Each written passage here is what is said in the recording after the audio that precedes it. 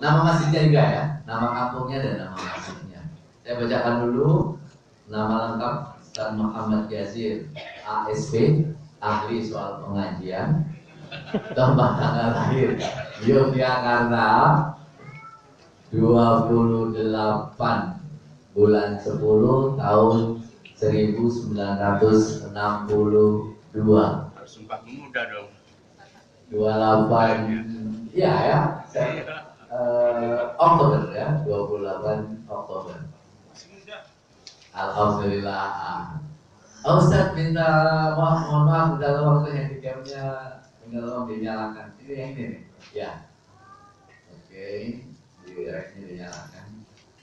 Sebelah sini, sebelah sini. Belum, enggak yang sebelah sini belakang. Ya, betul. Jadi pendidikan di S1 Hukum UII, kemudian juga di S1 Tarbiyah IAIN Sunan Kalijaga. Jadi satu Muhammad Yazir, dua ini S1-nya. Nah, terus kemudian Dewan Pakar Pusat Studi Pancasila UGM, jabatan beliau Ketua Dewan Syuro Takmir Masjid Jogokarian dan Wakil Ketua Pengarah Keistimewaan DIY Daerah Istimewa Yogyakarta, organisasi di BKPRMI dan juga di MUI. Nomor telepon boleh sekarang aja ya, 0811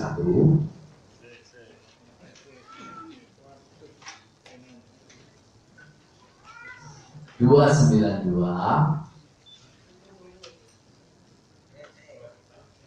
Yang lama ketinggalan 0811 292 570.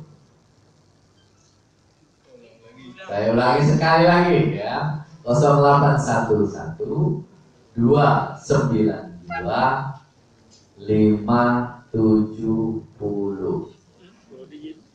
Ya. Saya kira saya tidak akan berpanjang kata. Saya persilakan langsung kepada Ustaz Yazir. Ini untuk beliau sharing tentang ini, semuanya pengurus masjid dari seluruh Indonesia nih, dari banyak tempat. Mudah-mudahan bisa mengambil banyak ilmu dari antum dan Joko kalian. Terima kasih. Saya persilakan langsung kepada Ustaz Yazir. Kita kasih tepuk tangan yang luar biasa. Ini filenya yang mana tuh? Ya, ke manajemen masjid aja. Assalamualaikum warahmatullahi wabarakatuh. Alhamdulillahil wahid. Innama ya'muru masajidallah man amana billahi wal yawmil akhir wa aqama as-salah wa ata zakah wa lam yakhsha illallah wa asa ulaika ayyakunu minan muhtadin.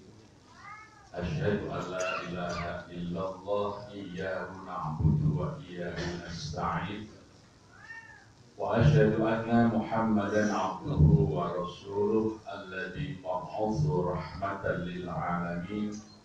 Allahumma shalli wa sallim wa barik ala sayyidina Muhammadin wa ala alihi wa sahbihi ajma'in. Amma ba'du. Moderator yang saya hormati, para peserta yang saya hormati, hadirin wal hadirat semuanya yang dimuliakan Allah. Bersyukur tengah hari ini dapat bersilaturahim untuk bersama-sama bertukar pengalaman, bertukar gagasan bagaimana memakmurkan masjid. Karena petugas, mengurus, pegawai, karyawan di DKM ini mempunyai kedudukan yang sangat tinggi di hadapan Allah Subhanahu wa Ta'ala. Sebagaimana sabda Nabi, innama umaru masajidahu ahlullah. Sesungguhnya para pemakmur masjid itu keluarganya Allah. Amin. Jadi gelar yang diberikan Nabi itu ahlullah kepada para pemakmur masjid. Karena masjid merupakan tempat yang paling strategis di dalam kehidupan masyarakat Islam. Nabi menggambarkan dengan dua hadis. Yang pertama sabda beliau dalam hadis Bukhari, ahabul biladi indallah masajiduha wa abghadul biladi indallah aswaqiha. Tempat yang paling dicintai Allah itu adalah masjid-masjidnya. Dan tempat yang paling dibenci Allah adalah pasar-pasarnya. Diperkuat oleh sabda beliau dalam hadis Ibnu Hibban, Ad-Darqutni dan juga Baihaqi. Nabi mempertegas, beliau bersabda, khairul makan al-masjid wasyarrul makan asyur. Sebaik-baik tempat itu ialah masjid, dan seburuk tempat itu ialah pasar. Jadi Rasulullah menggambarkan di dunia ini hanya ada dua peradaban. Yang satu peradaban yang berbasis masjid, yang satu peradaban yang berbasis pasar. Seburuk-buruk peradabanlah peradaban pasar, dan sebaik-baik peradabanlah peradaban. Peradaban itu dibangun atas nilai-nilai. Peradaban pasar dasar nilainya adalah materialisme, madiyah, kebendaan. Maka di pasar orang yang paling dihormati, yang paling banyak hartanya. Kita datang ke pasar bawa uang banyak dihormati, nggak bawa uang diusir. Nah, pemegang harta secara kumulatif disebut modal. Jadi di pasar penguasanya adalah pemilik modal. Pemilik modal itu penguasa pasar. Di masa abad pertengahan Eropa sebelum revolusi industri pada masa agraris, modal ini digambarkan, direpresentasikan dengan kepemilikan sapi. Siapa yang sapinya paling banyak berarti dia paling kaya, modalnya paling besar. Karena produk agraris yang paling banyak variannya adalah sapi, menghasilkan daging, susu, keju, sepatu, baju. Ya, maka waktu itu sebagai ikon masyarakat agraris adalah cowboy. Ya, jadi dengan kuda yang gagah, senapan, simbol masyarakat pasar di era agraris. Orang Eropa kalau menghitung sapi, satuannya itu kepala. Anda punya berapa kepala sapi? Kalau kita satuannya apa? Mungkin kita ini bahasa pengikor. Ya. Nah, dalam bahasa Latin, kepala sapi disebut koput. Diserap dalam bahasa Inggris menjadi capit, maka modal disebut kapital. Maka peradaban pasar dasarnya adalah kapitalisme. Segala sesuatu ditentukan oleh pemilik kapital. Masyarakat kapitalis itulah masyarakat pasar. Sehingga yang jadi investor, meskipun mau merusak agama, itu dimuliakan. Di negara yang hidupnya berperadaban pasar, yang dimuliakan siapa? Yang punya investasi. Meskipun mereka itu sebenarnya predator, tapi digelari investor, diberi karpet merah, dimuliakan, disanjung-sanjung, meskipun dia merusak masyarakat. Itu peradaban pasar. Maka semakin banyak penderitaan di dunia ketika pasar menguasai dunia. Daulat pasar inilah yang menghancurkan nilai-nilai kemanusiaan dimanapun. Para penguasa menjadi hamba-hamba pemilik modal, agama digadaikan. Bahkan tidak sedikit ulama menjual agama.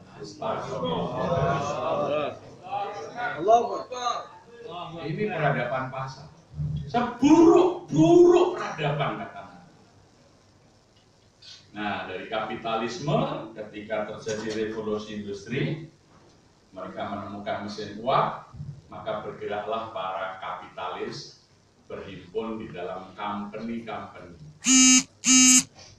Muncullah misalnya di Belanda VOC, ya, POS, ya, apa? POS Company, organisasi company Timur. Para kapitalis menghimpun dana, mencari daerah-daerah baru, membiayai pelayaran-pelayaran untuk menemukan daerah-daerah baru. Salah satunya John Witherspoon dengan VOC mendarat di Jayakarta awal tahun 1619. Maka kemudian VOC merebut Jayakarta, diganti nama menjadi Batavia. Maka dari situ dihitung sampai Belanda hengkang dari Indonesia karena kedatangan Jepang tahun 1948, ketemu angkanya 350 tahun. Nah, daerah baru ini disebut koloni. Maka peradaban pasar dari materialisme, kapitalisme meningkat menjadi kolonialisme. Itu peradaban pasar. Sejak 1619 sampai 1948, Nusantara ini menjadi koloni Belanda, disebut Netherlands India Belanda. Ini peradaban pasar. Di situ rakyat dihisap, ditindas, suruh kerja paksa, ya. Kerja rodi namanya, tanam paksa, kultur stelsel, pajak yang mencekik rakyat. Itu peradaban yang sangat buruk. Hingga masyarakat-masyarakat yang tertindas oleh para kolonialis melakukan perlawanan. Pada abad 20 banyak negara-negara merdeka termasuk Indonesia, karena tidak ingin hidup dalam seburuk-buruk peradaban. Yaitu apa? Pribumi menjadi budak di negerinya sendiri. Maka Bung Hatta menulis di tahun 1931 dalam Buletin Daulat Rakyat, Bung Hatta mengatakan, untuk apa kita merdeka? Kalau kemerdekaan itu hanya mengganti pejabat-pejabat asing dengan pejabat-pejabat pribumi, tetapi nasib rakyat kecil si Kromo, si Marhen masih menjadi budak di negerinya sendiri, masih hidup sengsara di negerinya sendiri, masih digusur dari tanah kelahiran sendiri. Untuk apa kita merdeka? Kita merdeka karena ingin pribumi menjadi tuan di negeri sendiri, tidak menjadi budak. Itu Bung Hatta itu tahun 31.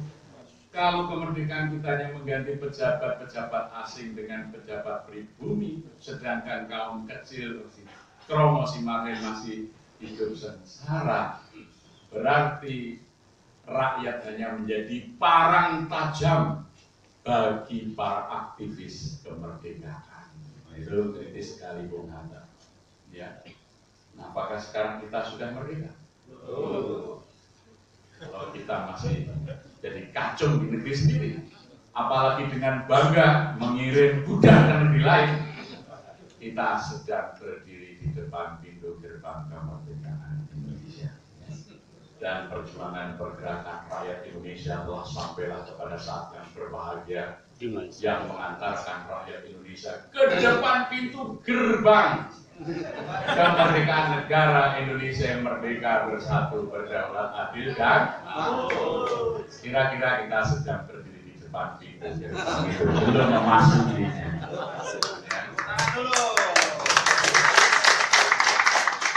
Nah, ini peradaban yang buruk itu.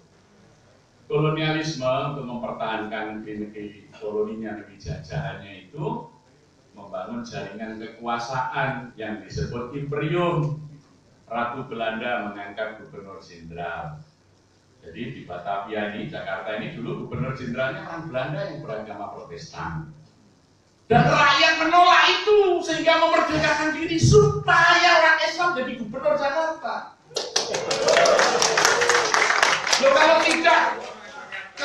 Padahal Jakarta dipimpin gubernur Kristen itu sejak tahun 1619 sehingga Sultan Agung mengirim pasukan jihad dari Mataram untuk menyerang Jakarta. Apa harus terulang? Sultan Agung Hanyakrokusumo itu pada tahun 1625 mengirim laskar jihadnya untuk merebut Batavia dari tangan Belanda. Apa perlu diulang? Betul. Prajurit Mataram sudah mengepung daerah timur, maka di timur Jakarta ada namanya Matraman. Tumenggung Wiroguna, pimpinan pasukan menyerang dari arah selatan, sehingga di selatan ada Wiroguna, orang Jakarta nyebut Raguna. Sejarah itu. Hanya karena pengkhianatan ini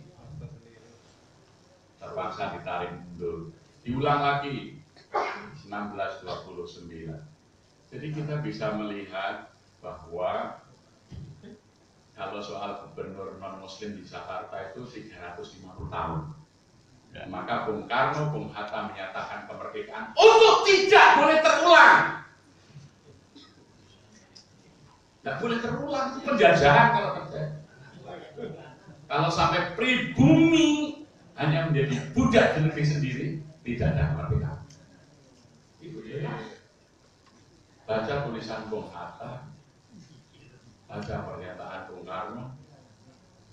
Jadi bisa saya punya rekaman pidato Bung Karno tanggal 29 Desember 1929. Nah, ini karena kaitannya adalah tadi masjid itu sandingannya adalah pasar. Nah, apakah kita sudah berada di peradaban masjid atau pasar? Nah, kalau Indonesia dan dunia mau damai dan sejahtera, harus kita bangun peradaban masjid, bukan kita biarkan daulat pasar yang berkuasa di dunia. Salah benar, baik buruk ditentukan oleh para pemilik modal. Itulah masyarakat pasar. Ini seburuk-buruk masyarakat. Ini wasyarul makan. Ini ideologi kemasjidan. Ini penting sekali untuk para pengurus masjid. Ya. Karena Belanda itu bisa mengalahkan dan bertahan lama karena pertama kali melakukan kebijakan mengatur masjid. Karena dulu di zaman kesultanan Islam, masjid itu pusat. Maka tata ruang dan tata kotanya itu disebut catur gotro tunggal. Pusatnya adalah masjid, di depannya alun-alun, di sebelah kanannya pusat pemerintahan, entah itu kerajaan, keraton, entah itu kantor bupati, entah itu kantor regen, wali kota, entah itu kantor presiden, pasti di sebelah alun-alun, di depan masjid, dan kemudian agak jauh sedikit dari situ pasar. Yang tinggal di dekat istana dan masjid hanyalah para ulama. Disebut abdi dalem Suronoto. Suro itu berani, Noto itu raja. Yang berani terhadap raja hanyalah para ulama karena mereka yang mengatur raja. Maka tempat tinggalnya disebut kauman, kaum yang alim. Ya. Kalau di Jogja sampai sekarang abdi dalemnya disebut kaji selosin karena ulamanya 12 orang yang sudah haji. Abdi dalem kaji selosin. Itu di dalam Suronoto yang mengatur ya kehidupan masyarakat. Tapi Belanda kemudian ya merubah sistem tata kota ini. Jadi pasar itu tidak boleh menjadi satu, alun-alun, masjid, ke pusat pemerintahan itu jadi satu, pasarnya agak jauh. Sebab apa? Di dalam konsep Islam, raja tidak boleh diatur para pemilik modal, tapi diatur oleh para ulama. Nah, di peradaban pasar sekarang kantor bupati dekat dengan mall, jadi yang mengatur bupati. Nah, itu persoalannya. Jadi dulu tata kotanya jelas, tidak boleh pasar itu di dekat masjid, di dekat alun-alun, di dekat keraton. Tapi di luar, misalnya kalau datang ke Solo, ke Jogja, ke bekas keraton Demak, pasarnya pasti di luar benteng, alun-alun. Tapi yang ada di dalam benteng adalah masjid, alun-alun, kantor pemerintahan. Ya. Sehingga raja tidak boleh dipengaruhi para pemilik modal, raja hanya boleh dipengaruhi para ulama. Nah, tapi Belanda merubah, masjid dipindah di pojok-pojok desa, disatukan dengan kuburan, sehingga tidak lagi jadi pusat keramaian, dan supaya anak-anak muda tidak senang ke masjid. Dan itu berpengaruh sampai hari ini. Ya. Nah, inilah peradaban pasar, masjid dipinggirkan. Padahal dulu masjid menjadi pusat. Yang lama bertahan itu masyarakat Minangkabau. Masyarakat Minangkabau setiap negeri itu punya masjid negeri. Dan setiap anak yang sudah balik tidak boleh tidur di rumah, harus tidur di masjid, di surau namanya. Maka dulu lahirlah pemimpin-pemimpin Indonesia itu dari Minangkabau. Pemimpin politik, sastrawan, guru-guru, banyak sekali. Tapi ketika anak-anak tidak lagi tidur di surau, mama-mama yang mengajar ngaji, mengajar silat, mengajar kepemimpinan di surau pindah ke Jakarta jualan nasi padang. Akhirnya sekarang coba, sering saya kalau di Sumatera Barat, sekarang hitunglah pemimpin nasional dari Minangkabau. Bandingkan di awal kemerdekaan. Dominan sekali orang Minang di pimpinan nasional ketika anak mereka dididik di masjid, di surau, ketika mereka masih tinggal di surau. Tidak akan ada pemimpin kalau tidak digembleng di surau-surau itu, tidak di masjid-masjid. Maka sekarang mencari pemimpin Islam susah, sudah ada banyak anak tidur di masjid. Oleh pengurusnya sudah ditulis dilarang tidur di masjid. Padahal mereka yang tidur di situ para pemimpin besar ke depannya.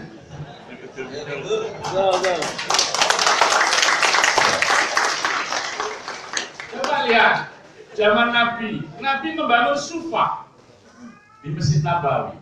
Sufa, serambi untuk tidur mereka yang anak-anak muda yang tidak punya tempat yang nyaman di rumah. Ada anak kecil namanya Anas bin Malik, 9 tahun ikut Nabi sejak 9 tahun tidur di sufa masjid. Oleh Nabi sering disuruh membawakan ember kalau Nabi ke tempat air, sehingga dia bisa menceritakan Nabi kalau mau masuk kamar kecil kaki kirinya dulu dengan mengucapkan Allahumma inni a'udzubika minal khubuthi wal khaba'ith, dilepas cincinnya, keluar dengan kaki kanan dulu mengucap alhamdulillahilladzi azhaba. Itu kalau nggak ada Anas bin Malik kan nggak tahu. Karena dia tidur di masjid 24 jam mengikuti imam masjid itu Rasulullah SAW. Abu Hurairah masih umur 13 tahun, Salman Al-Farisi masih 18 tahun, Abi Dzar Al-Ghifari yang kemudian setelah wafat Nabi mereka itu tersebar di seluruh penjuru menyebarkan Islam, menjadi gubernur, menjadi panglima perang, menjadi ulama-ulama besar. Ini anak-anak yang tidur di masjid. Sekarang tidur di masjid nggak boleh. Akhirnya yang jadi pemimpin Aseng, AA yang lain. Itu jelas coba. Di mana Nabi Ibrahim dilatih jadi pemimpin? Setelah selesai Ibrahim membangun kembali Masjid Al-Haram, Allah menyatakan, Inni ja'iluka linnasi imam. Aku ingin jadikan kamu pemimpin seluruh manusia.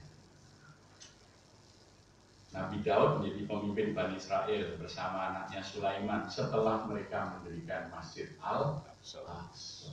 Nabi Muhammad digelari Al-Amin setelah paling pagi datang di Masjidil Haram ketika sayembara meletakkan kembali Hajar Aswad.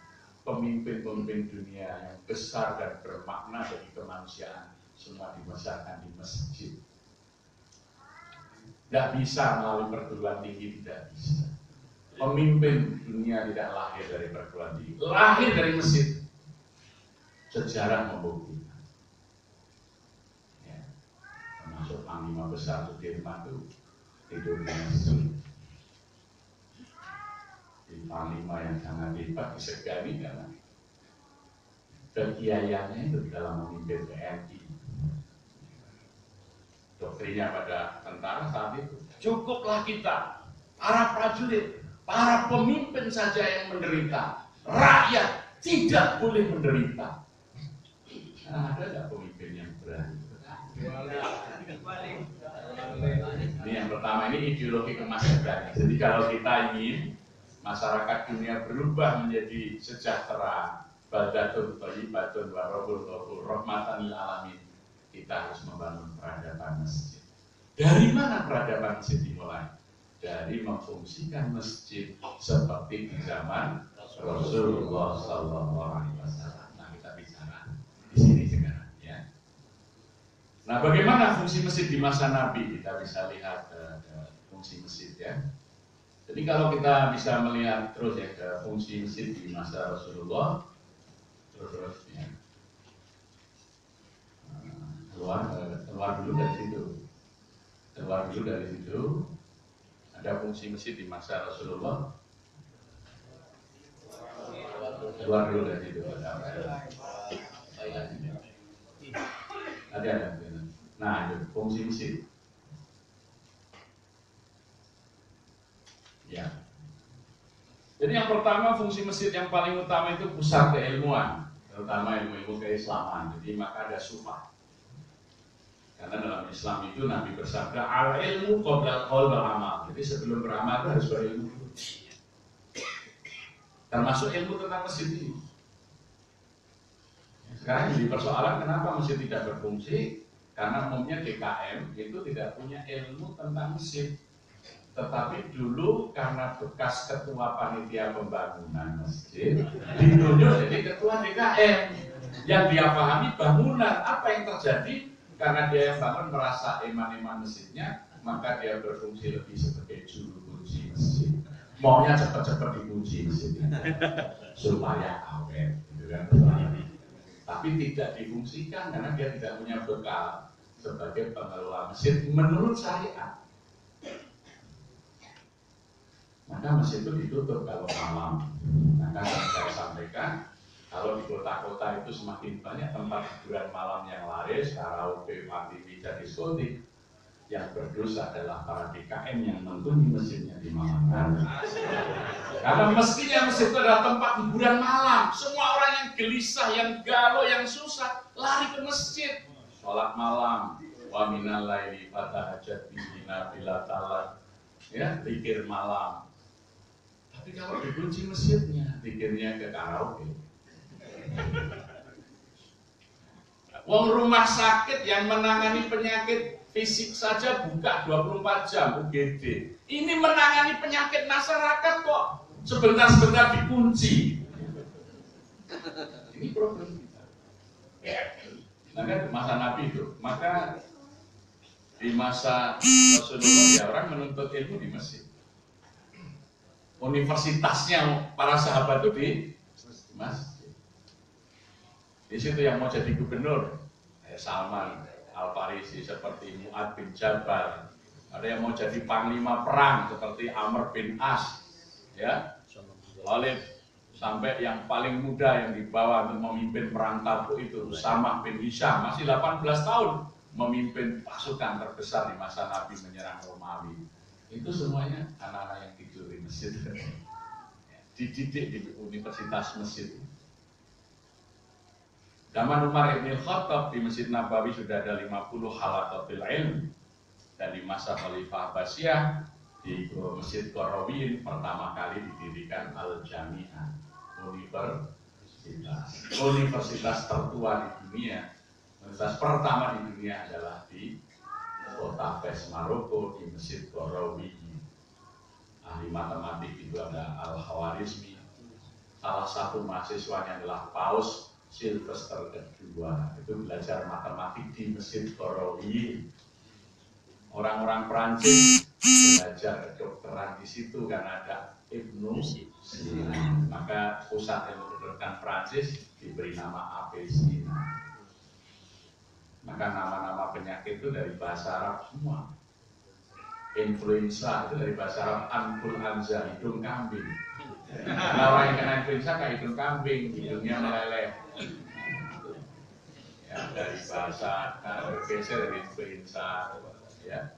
ilmu militer dari sini, maka ada pangkat admiral, itu dari kata amirul bahar, penguasa laut. Jadi admiral. Itu karena Masjid Qarawiyyin itu Al-Jami. Diikuti yang kedua kemudian Al-Azhar Mesir kedua. Maka muncullah istilah Masjid Al-Jami'ah, masjid jami, masjid yang berfungsi sebagai universitas. Nah sekarang masjid jami, kuliahnya setiap Jumat 20 menit tanpa kurikulum. Pelajarannya hari besar Islam, ya. Jadi Maulid Nabi, Isra Mi'raj, Ramadan, Idul Fitri, Idul Adha, Haji, Tahun Baru, itu berputar terus kurikulumnya. Sehingga tidak ngerti ada surat Al-Maidah ayat 51. Beruntung ada Ahok yang mengatakan, sehingga sekarang mulai orang bertanya, ayat 51 itu apa maksudnya? Aduh, karena khotib tidak pernah bicara itu di masjid-masjid sebelumnya. Ya. Maka orang nggak ngerti bagaimana memilih imam. Nah itu fungsi ilmu. Baru yang kedua fungsi sebagai pusat ibadah. Nabi SAW tidak pernah sholat 5 waktu kecuali di masjid. Tentu rukhsah kalau sakit keras. Sehingga umat Nabi Muhammad itu dikatakan dalam surat Al-Fat ayat 29, Muhammadur Rasulullah walladzina ma'ahu asyidda wal kufar ruhamahu bainahum. Salah satu cirinya tarohum ruka'an sujud. Kamu lihat mereka selalu bersama-sama di dalam rukuk dan sujud, tidak sendiri-sendiri. Perintahnya dalam Quran, warka'u ma'ar raki'in. Jadi sholat 5 waktu itu berjamaah yang dicontohkan Nabi. Sekarang kan ada penyesatan melalui televisi, keluarga bahagia itu sholat di rumah, bapaknya imam, istri anaknya makmum, itu sesat. Gak ada dalilnya sama sekali, gak ada. Gak ada, silakan. Sholat 5 waktu itu ya di masjid. Sehingga madzhab Dhahiri, madzhab Hanabilah sampai berpendapat sholat berjamaah itu rukun sholat. Jadi kalau nggak berjamaah tidak sah sholatnya. Saking berpegangan pada hadis-hadis yang sangat muttafaq alaih. Ya, sampai Nabi pernah, dulu aku ingin memerintahkan seseorang untuk berazan. Aku perintahkan seorang jadi imam menggantikanku dan aku akan mengajak orang membawa kayu bakar. Aku akan keliling kampung-kampung dan aku akan bakar rumah orang yang tidak mendatangi jamaah. Coba itu kalau ketemu Yesus berbahaya ya. Akan membakar rumah orang yang tidak berjamaah. Ini hadis muttafaq alaih. 5 imam hadis semua mensahihkan. Lalu yang kedua, Imam Ahmad bin Hambal berpendapat sholat berjamaah itu wajib hukumnya.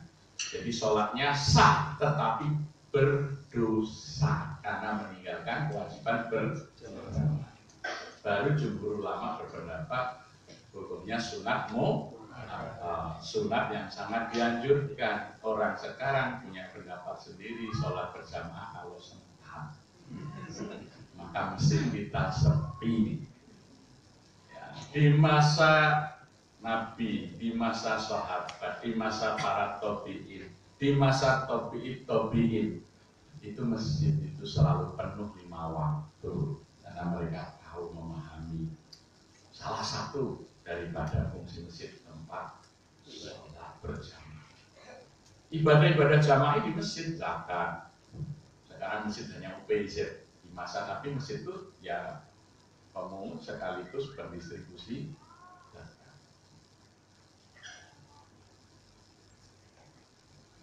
Dalam segala kegiatan yang bersifat jamaah itu dipusatkan di masjid, tidak secara fardiyah.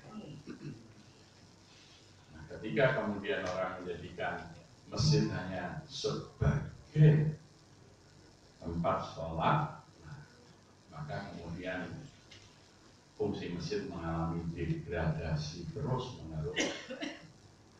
Diperkuat lagi di Indonesia ini melalui Statblad nomor 26 tahun 1903.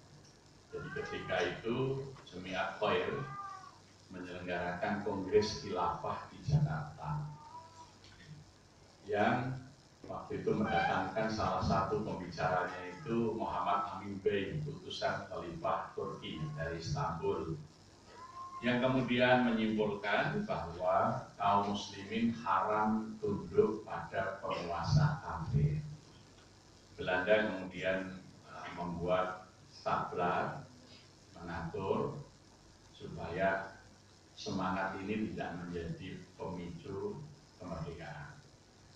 Maka statut nomor 26 itu isinya 5. Yang pertama, melarang para sultan, para raja-raja di Hindia Belanda pergi haji. Takut kalau akan dipengaruhi oleh pan-Islamisme yang sedang berkembang di Timur Tengah waktu itu. Maka tidak ada sultan-sultan yang berhaji sejak itu. Ya. Karena dilarang, Belanda melarang. Yang kedua, para punggawa, para pejabat tinggi juga tidak boleh pergi haji. Ada seorang pejabat tinggi bupati di Kabupaten Madiun, namanya Raden Cokro Aminoto. Karena kuat panggilan agamanya, dia mundur sebagai paten.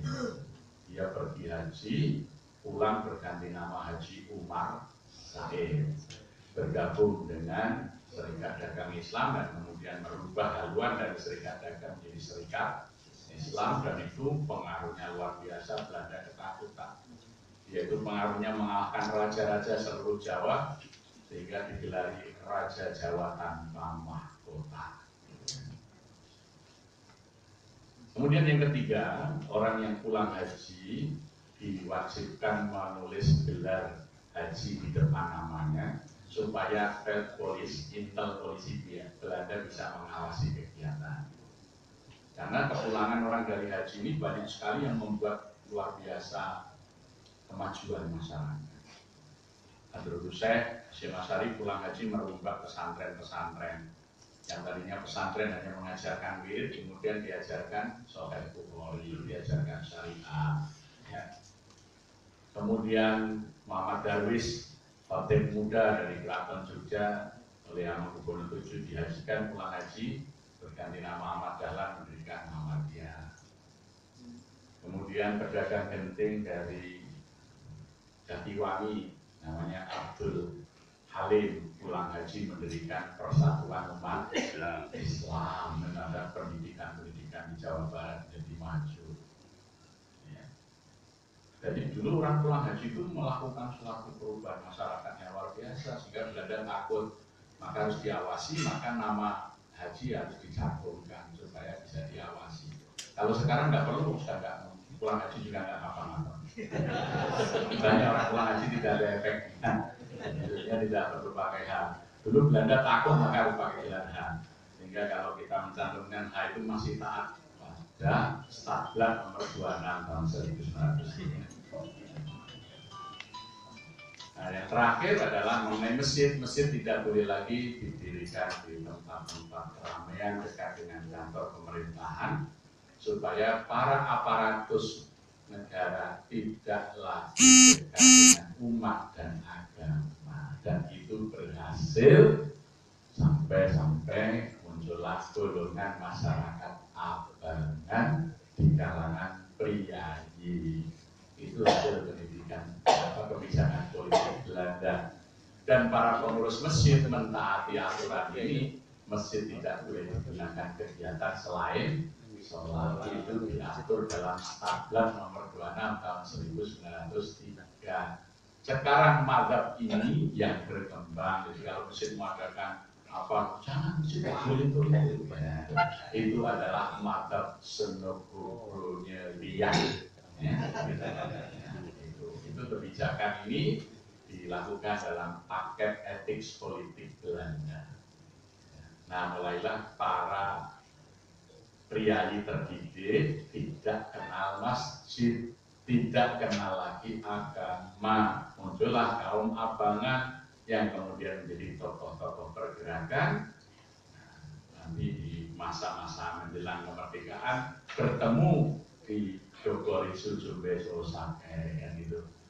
Di antara itu satu orang sarjana ekonomi, Muhammad Hatta, insinyur Soekarno, dokter, Rajiman, ya, dan lain sebagainya. Tapi Dari perancang Undang-Undang Dasar 45 itu 19 adalah ulama besar.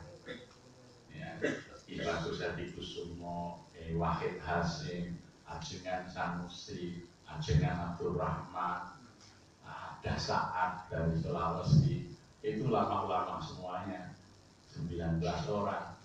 Dan ketika bicara dasar negara, dari 78 anggotanya 23 yang berbicara dan 19 orang itu semuanya berbicara. Maka dari 78 anggota yang 23 usul tentang dasar negara, dari 23 itu yang 18 mengusulkan negara berdasar ketuhanan. Oleh karena itu dalam konstitusi kita, ketuhanan itu jadi dasar pertama.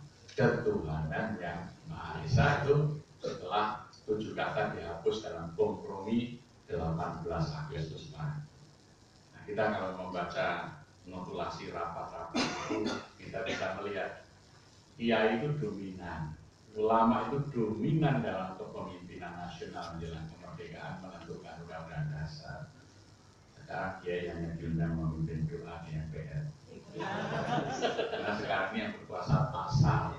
Ketika reformasi ada 13 ahli dari Amerika untuk merubah undang-undang dasar. Tidak ada seorang pun kiai dihadirkan.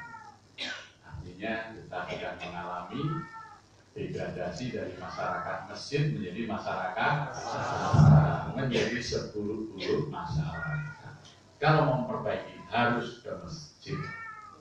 Nah, masjid harus difungsikan tadi keilmuan supaya para ulama kita punya ilmu, masyarakat kita terkoordinasi dengan baik, dengan 5 waktu dikonsolidasikan di masjid. Konsolidasi umat itu di masjid. Ya. Coba Turki itu ketika Mustafa Kemal Atatürk menghapuskan agama dari negara menjadi negara sekuler, para ulama waktu itu hanya bertahan minta karena Jumatan sudah dianggap menjadi kulturnya orang Turki supaya diizinkan dan diizinkan mendirikan sekolah imam dan khatib masjid sejak 1932. Alumni-alumninya tersebar hebat. Salah satunya adalah Rozak Tayyip Erdogan. Itu alumni sekolah imam dan khatib masjid. Karena dia khotbahnya bagus, pemikirannya bagus sampai menjadi tokoh nasional Turki. Maka ketika militer kudeta, siapa yang melawan? 85.000 masjid jam 2 malam azan untuk menghadang tank-tank militer. Gagal kudeta itu. Nah ini hebat. Sekarang ini coba lihat kalau kita ke Turki, sholat subuhnya di masjid-masjid hampir penuh. Nah ini salah satunya adalah konsolidasi keumatan dibangun melalui jamaah. Ya, jamaah kuat. Jadi begitu militer ambil alih, dulu perkiraannya kalau sudah militer seperti Mesir, tapi tradisi jamaah di Mesir belum sehebat itu. Jam 2 malam masyarakat sudah paham, ini bukan adzan awal, ini adzan revolusi. Anak-anak muda turun ke jalan menghadang tank-tank dan truk-truk polisi. Akhirnya militer terbelah dan kembali Erdogan memimpin.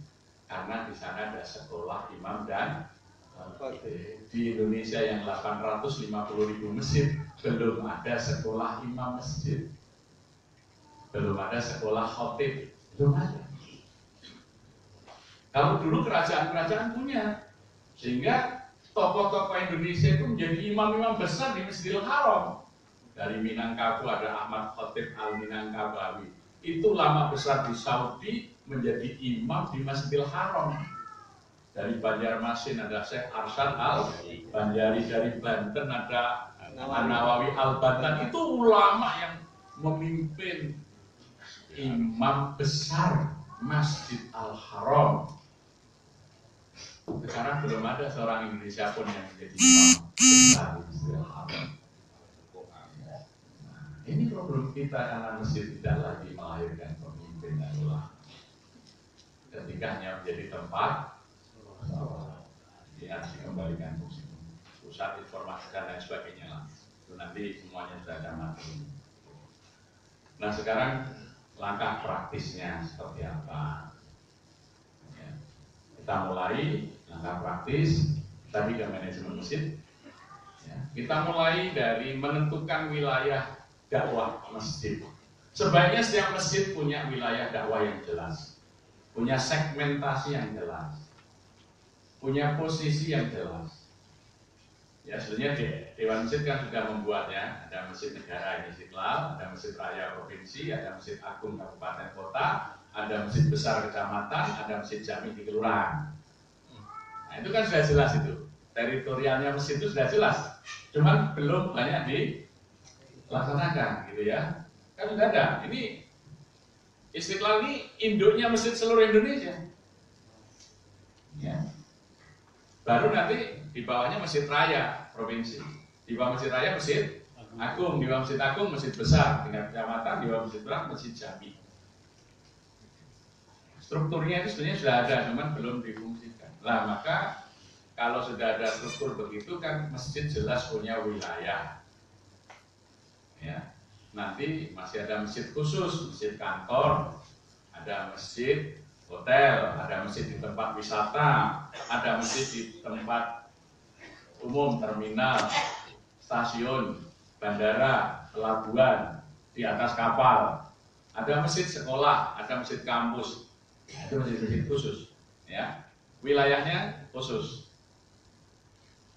Nah maka sebaiknya setiap masjid sesuai dengan posisinya dia punya wilayah dakwah yang jelas. Maka kami melakukan upaya yang pertama adalah menentukan wilayah dakwah. Jadi Masjid Jogokarian itu adalah masjid yang wilayah dakwahnya di Kampung Jogokarian. Kampung Jogokarian itu salah satu kampung tradisional karena dulu ditempati oleh para prajurit Jogokaryo, salah satu kesatuan dari prajurit Keraton Yogyakarta. Maka nama kampungnya itu Jogokarian. Jogo artinya menjaga, karyo artinya bekerja. Yaitu prajurit yang bertugas menjaga keamanan negara. Kalau sekarang disebut garnison. Ya. Maka kampungnya, tempat tinggal para prajurit itu disebut Kampung Jogokarian. Nah ini menjadi wilayah dakwah kami yang umumnya dulu abdi dalam ini abangan. Ya. Dan di masa politik periode lama mayoritas adalah pendukung Partai Komunis Indonesia. Jadi ya Islam tapi sebagian besar tidak melaksanakan agama. Disebut abangan oleh Senogogonya. Karena abangan itu diambil dari kata abaan. Dalam surat Al-Baqarah itu ketika iblis disuruh sholat nggak mau, dia menolak. Aba wastakbaro wa kana minal kafirin. Jadi orang abangan itu orang Islam yang menolak beribadah. Ya. Nah orang Islam yang beribadah disebut putian dari kata mutian, orang-orang yang taat. Ya. Jadi ada abangan, ada ya. Nah kampung saya itu kampung abangan. Nah, yang sholat dari sebagian besar malam itu paling 7 keluarga. Kita dulu nggak punya masjid, hanya langgar kecil 3x4 saja Ramadan nggak penuh. Dari situasi yang seperti itulah kita memulai membangun masyarakat. Jadi ex-kampung Jogokarian. Maka yang kita tentukan ini wilayah dakwah Masjid Jogokarian.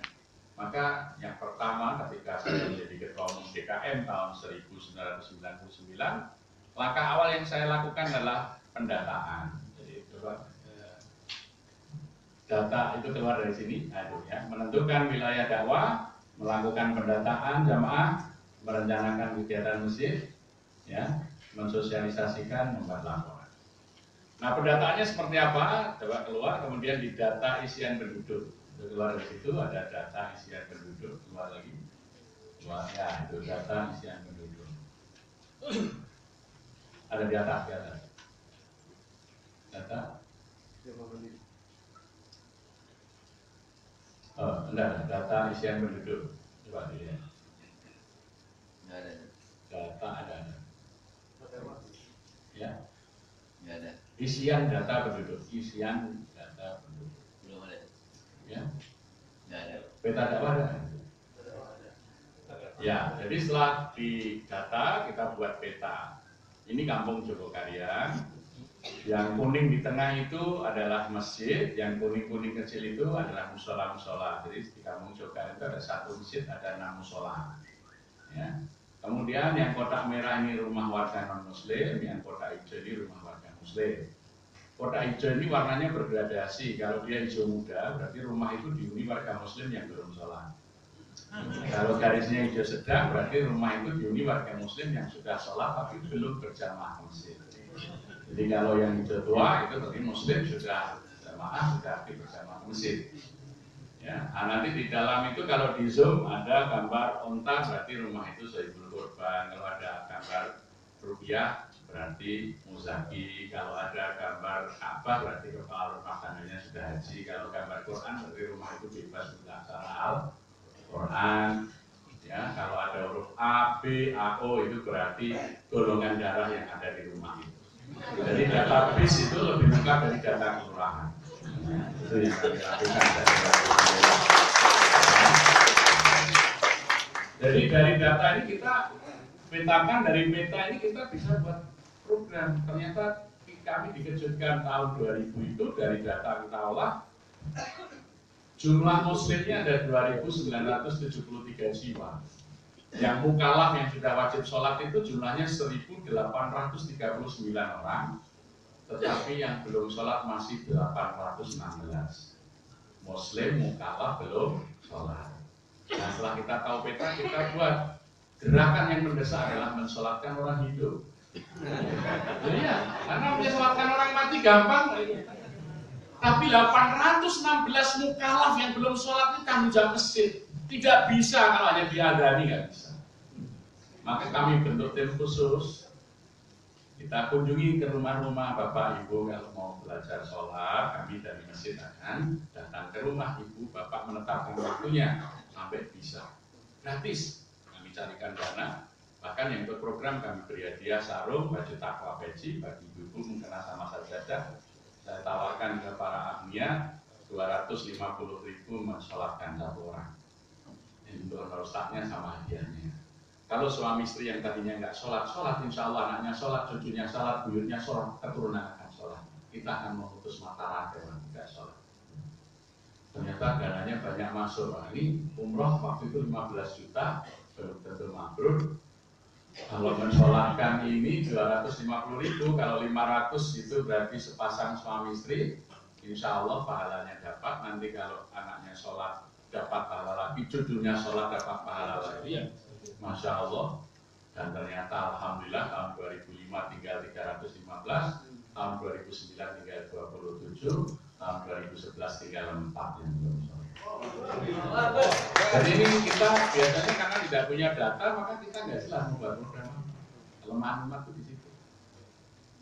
Yang nggak sholat terus. Masjid itu berdiri, dia muslim, bertetanggaan dengan masjid. Nggak sholat, nggak ke masjid. Masjid juga cuma adzan aja, nggak mengunjung. Nah ini semestinya Nabi memberi contoh begitu.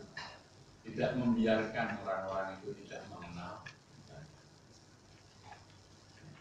Jadi dengan peta ini kita akan jelaskan bahwa rumah ini belum sholat. Ternyata banyak. Sudah 3 tahun ini kami kerjasama dengan Harian Kedaulatan Rakyat, koran terbesar di DIY Jawa Tengah. Pembacanya itu 500.000. Itu kita adakan kalau Ramadan itu kursus sholat lengkap dengan terjemahannya. Tahun terakhir kemarin diikuti 3.000 peserta. Dan banyak sekali yang doktor, yang profesor. Untuk mengembirakannya, saya kemarin meminta Fakultas Dakwah UI untuk mengeluarkan ijazah sholat. Yang khusus ini, ya. Nah, ijazah sholatnya dari UI, Fakultas Dakwah, daripada kurang dakwah fakultasnya. Ini setelah dites lulus, keluarkan ijazah sholat. Sholatnya lulusan UI. Masya Allah, mereka senang sekali. Banyak guru besar yang nangis ketika di wisuda dapat piagam sholat itu. Coba, saya yakin di Jakarta juga masih banyak orang yang belum sholat. Tapi apakah masjid kita menyelenggarakan kursus sholat? Itu ya. Banyak masjid yang tidak menyelenggarakan. Ketika kita sampaikan, mereka menyambut antusias. Apa katanya? Pak, sudah lama sebenarnya hati ini pengen sholat, tapi kami mau belajar kemana nggak jelas. Kalau saya baca iklan koran, iklan kursus tari ada, kursus musik ada, kursus matematika, kursus sholat itu tidak ada iklannya satu. Tidak ada yang pasang iklan menerima kursus sholat. Nah, setelah mereka bisa sholat, kita undang mulai tanggal 15 Mei tahun 2000 kami buat undangan. Kalau orang Jawa namanya ulem. Jadi undangan yang diantar langsung kepada yang bersangkutan, ditemui dengan baik ya. Jadi bukan hanya diletakkan di rumah, kita bentuk timnya. Mengharap kehadiran Bapak Ibu Saudara berjamaah 5 waktu di Masjid Kalian mulai tanggal 15 Mei. Dimulai subuh besok ada dikumandangkan jam 4.31 menit. Kita kutipkan hadis-hadis utama sholat berjamaah dengan huruf besar. Man sholat al-subhi bijamaatin faqa'ana ma sholat lailatul hadis utama alaih. Barang siapa menghadiri jamaah subuh di masjid seakan-akan telah sholat semalam penuh. Barang siapa mendatangi jamaah isya di masjid seakan-akan telah menegakkan sholat separuh malam. Barang siapa kehilangan jamaah asar di masjid lebih rugi dari kehilangan harta dan keluarganya. Itu semuanya hadis muttafaq alaih. NB, setiap subuh kami sediakan kopi susu. Dan jika ada sepatu sendal Anda hilang di masjid akan kami ganti baru dengan merek yang sama. Itu berlaku sampai hari ini. Kalau orang singgah sholat sana sepatu sendal jadi baru mereknya sama. Dan sejak tahun 2000. Kemudian yang ketiga, selama 40 hari setiap subuh kami sediakan door prize. Saya carikan sponsor dari sepeda gunung, kulkas, televisi, kipas angin, biar gembira. Nah, ini kita mengikuti sunnah Nabi. Basiru wala tunafiru. Gembirakanlah, jangan dibuat mereka lari. Jadi ke masjid itu bergembira, jangan terus masjid itu bergembira. Basiru. Saya dikritik banyak. Pak, gimana kalau nanti sholatnya terpaksa karena dia itu sudah ada pengajian tiap subuh, ada ceramah subuh yang meluruskan. Tapi kalau toh terpaksa jamaahnya, masih mending terpaksa masuk surga tentu lebih baik daripada dengan ikhlas masuk neraka. Masih yang terpaksa masuk surga itu. Soal niat serahkan pada Allah, kita mengarahkan. Jangan kemudian, ya alhamdulillah sekarang sudah kita tingkatkan setiap tahun kami sekarang sediakan 4 tiket umroh untuk yang paling aktif 5 waktu ke masjid. Tiket umroh itu kita tidak undi, tapi kita sediakan bagi yang berminat ikut kompetisi ini. Kami pasang fingerprint. Jadi kalau mau sholat absen sedikit, nanti besok yang paling banyak, kalau sama jumlahnya dihitung yang lebih awal datangnya. Kita bagi 2 kelas, kelas lansia dan kelas umum. Karena kalau lansia kan sering sakit, jadi kalau bertanding nyamuk kan mulai 2 tiket umroh untuk lansia, 2 tiket umroh untuk ini menggembirakan, basiru, gembirakan. Nah, mulai muncul masalah. Satu saat ada jamaah stroke di Masjid Jatuh. Kita bawa ke rumah sakit waktu itu, biaya operasinya 25 juta. Jamaah kalau nengok hanya membawa pisang, jeruk, apel, nggak laku dikasih rumah sakit. Maka kita berpikir, kalau kas masjid habis untuk biayai, maka kemudian kami mulai kita membuat infak subuh khusus. Kita anjurkan kalau subuh membawa Rp1.000 untuk asuransi kesehatan. Jadi jamaah yang miskin kami advokasi untuk mendapat jaminan kesehatan dari pemerintah. Ada waktu itu ada Jamkes, Jamsos, ya, Jamkepnas. Ya, jadi kalau ada warga miskin kalau tidak dapat jaminan itu, kami akan mengadvokasi sampai ketemu wali kota, DPRD, kepala dinasnya. Ini dapat. Nah, kemudian yang kaya umumnya sudah punya asuransi. Kalau PNS TNI sudah punya askes. Ini yang jadi problem kita, tinggal sedikit.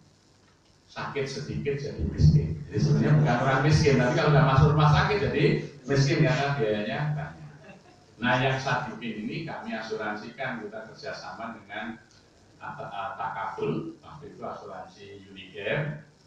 Jadi kalau ada jamaah sakit itu kita ditanggung 60 hari di rumah sakit. Selama 60 hari itu kelas 2, kalau operasi sampai 60 juta ditanggung. Kami membiayai satu jamaah itu 40.000 sebulan preminya kita bayar. Jadi kalau mereka Rp1.000 kan rata-rata 25.000. Nanti masjid tinggal nambahin 15.000, tapi jamaah ini sudah terjamin asuransi.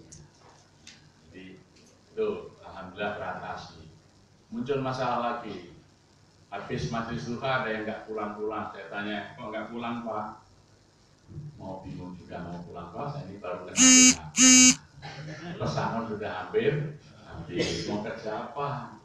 Loh Bapak, sebelumnya saya ini tukang pasang AC dari toko elektronik. Bisa masang Pak? Bisa, tapi nggak punya alatnya. Berapa itu alatnya? Ya bagi saya mahal Pak, 4.800.000. Sudah, masjid belikan. Tapi Bapak bisa coba pasang di masjid dulu. Ternyata bisa. Setelah itu Jumat saya buat publikasi, kita edarkan. Tapi Bapak Ibu yang mau masang AC di rumah, di kantor, di tempat usaha, silakan hubungi masjid, nomor telepon sekian. Sekarang anak buahnya TV. Ini contoh sederhana, itu praktis ya. Kemudian ada anak-anak muda nggak nampak di masjid. Mas kok nggak ke masjid? Malu Pak, saya ini sudah nggak sekolah, nggak kuliah, nggak kerja. Bisa nyopir nggak? Kalau bisa kursus juga nggak punya uang. Masjid biayai kursus setir mobil 250.000, kemudian kita biayai mencari SIM, kita ajarkan kesempatan brosur Bapak Ibu yang memerlukan sopir sewaktu-waktu hubungi masjid nomor telepon sekian. Sekarang nggak ada yang nganggur, travel minta, hotel minta, kita kurang-kurang sopir. Ini sederhana sekali yang kita lakukan. Masyarakat merasa terlolong. Ada yang datang lagi, Ustaz lapor darurat militer loh. Mau ada perang Ustaz di rumah saya karena beras habis. Lo sampai kerja apa katanya? Saya ini sopir taksi Pak. Sopir taksi itu kalau jalan ramai rumah sepi, tapi kalau jalan sepi rumah yang ramai Pak. Ini sama itu. Nah, maka kemudian saya ingat tradisi di masyarakat kita di Blitar. Maka sejak itu saya umumkan, mulai besok subuh ibu-ibu, bapak-bapak, tolong ingatkan, kalau yang masak pembantu ingatkan pembantu, kalau yang masak ibu-ibu ingatkan ibu-ibu. Daripada sisa nasi di rumah, sisakan beras yang dimasak, bawa ke masjid. Besok pagi saya sediakan kotak beras di masjid. Alhamdulillah rata-rata sebulan, tidak hanya saya genggam-genggam, ada yang bawa sekarang 2 karung, yang ngasih uang, sehingga 1 bulan rata-rata 2,7 ton beras. Sehingga 68 anak yatim, setiap 15 hari kita beri 5 kg beras. Setiap kakak miskin kita beri 10 kg beras. Sudah selesai soal beras, namanya rasjid beras mesin. Nah, beras mesin itu diantar ke rumah, tidak diambil pakai kupon, diantar ke rumah. Gratis, berasnya bagus. Berbanding dengan raskin sudah harus bayar 10.000, berasnya kualitasnya tinggi, tidak mengandung apa-apa lagi, masih ditambah protein hewani karena banyak susunya. Ini berbanding dengan rasjid. Jadi kami memberikan rasjid beras mesin. Alhamdulillah sampai kita sebelum Ramadan saja, H-1 Ramadan kami memberi subsidi sahur. Jadi setiap kepala keluarga miskin dan anak yatim kita beri beras, gula teh, minyak goreng, uang lauk-lauk supaya kalau pagi-pagi masjid membangunkan sahur orang miskin bisa makan sahur, minum manis. Ya, jangan hanya masjidnya tinggi menaranya, speakernya keras. Sahur sudah jam 3. Untung orang miskin nggak punya speaker. Kalau punya jawab yang sahur apa-apa.